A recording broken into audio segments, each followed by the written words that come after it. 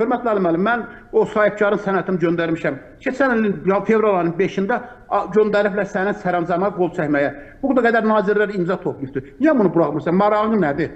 Gərək mən hər şey açsam tökəm. Axırıncı xəbərdarlıq edirəm. Bax, Ali müəllim, mən sənə açıq.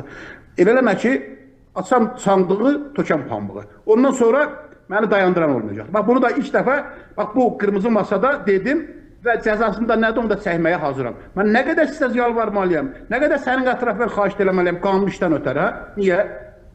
Sənin stolun üstədə nə qoysan sağ tərəfdə oraya? Nə gözlürsən? Nədir, məqsədin nədir? 10 dənə nazir viza veribdir, sənin aparatını da hazırlayıb, şöbələrini də hazırlayıb, göndəriblər ki, sən ona qol çəkəsən sərəncama. Bax, belə şeylər millət incidir. Hələ bizim heç öz müəyyən adamların, belə deyək də, qanun işini həll eləyə bilmiriksə, o sadə vətəndaş nə eləməlidir? Cənab Prezidentə niyə bu qədər xəyanət edirsiniz? Prezidentin adını da bəyənmirsən də, bəsdir də, ayıbdır, gərək mənə danışmaq istəmirdim mən bu mövzuda. Nə istəyirsiniz bu millətdən? Nə istəyirsiniz bu prezidentdən? Nə istəyirsiniz bu prezidenti niyə bu qədər kölgə sarırsınız? Milli Məclisə danışa da bilmirsiniz, prezidentin adını İlham Əliyev əvəzdən İlham Dəliyev deyirsiniz. Ayıbdır sizə. Prezident cənab İlham Əliyev tərəfindən Yaraşmır sizə bu hərəkətlər.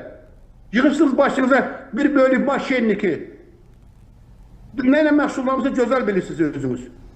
Sənin aparatın rəhbəri nə ilə məşğulu çox gözəl bilirsən. Ayıbdır, məni danışdırmayın.